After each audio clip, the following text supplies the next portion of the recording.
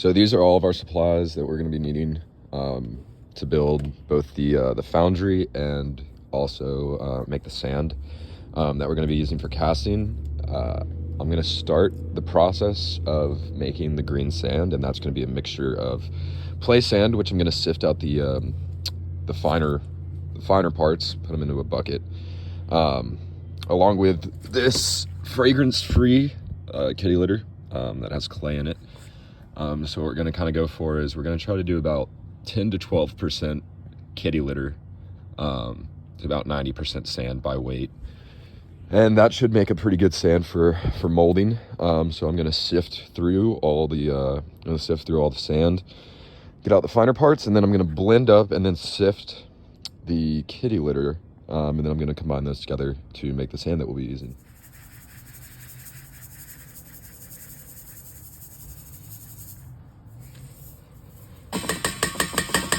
So I've been doing this for a little while now. There's some fairly fine sand. It's a pretty good rule of thumb. The finer your sand, the more precise you can make your casting, the more detailed, and it's better overall quality for the casting if you have finer sand. And then as far as the cat litter goes, it's more of just like a bonding material. It helps keep the sand in place when you make your mold. Now this is everything I've sifted out. You can see it's kind of bigger chunks, more rocks and wood and whatnot, that's gotten into the sand. So I'm gonna do this for a little while longer.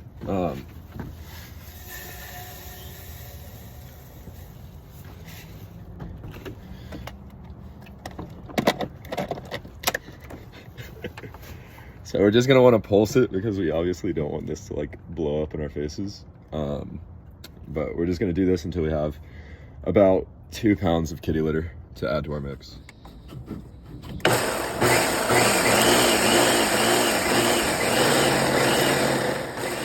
So now we're just mixing up the sand and the kitty litter until it gets into a consistency that we can mold with our hands, and will hold shape. And so we're just going to keep mixing and adding water until it gets to the right consistency. This part, we're making the cope and the drag by nailing some cut wood into rectangles. This step, we're putting our green sand into our cope and drag. It's very important here that you're spending a lot of time by packing down the sand to make sure it's really dense and in there, because the denser it is, the better your mold's likely to turn out at the end. And then here, we're just smoothing off the surface so that the cope and the drag lie flush together. So we just added the water, the plaster of Paris, and then the sand. And we added 2.5 quarts of sand and plaster, and then probably about 1.5 quarts of water. And we're just mixing it up right now. And then we're gonna dump it into the metal bucket, and we're gonna put this in the middle to give a spot for the crucible to sit. So after the plaster dried, we took out the bucket. Now it's hardened, so it can fit our crucible inside of it now. So these 3 pieces here are brass, and this one on the right is lead. We brought 2 materials just in case the brass one doesn't work out, because it does have a higher melting temperature. We're gonna start with brass, and likely end up using lead just for ease of temperature and getting the foundry hot enough. Okay, so here we have our hole in the side of our foundry so we can stick our blowtorch in there, and also when the wind hits it right, we can get some increased airflow in there to make sure our coals get hot so that our metal is able to melt. So here we're taking our crucible, quickly pouring it into our mold. There goes all our lead, and now it's in the key. So here we have our finished mold. It's on the back side, and then we will knock everything off and show you our finished key. So this is our starting product key, and after we made the mold and we poured in the lead, this is our final product. As you can see, we got all the grooves, and the teeth are pretty spot on. You can even see here that we got part of the hole, and now all we need to do is sand it down a little bit, and then we'll have our final product. We didn't show this in our last video, but when we snapped off the key from the rest of the lead, this is the base that it was attached to. So you can see this is where we poured it in at the top, and it kind of spread across the top of the cope here. And then the bottom part is what went through that first layer on the mold, and then the key was a branch of this. So what we did basically is just snap the key off, and then we proceeded to sand it and cut it down.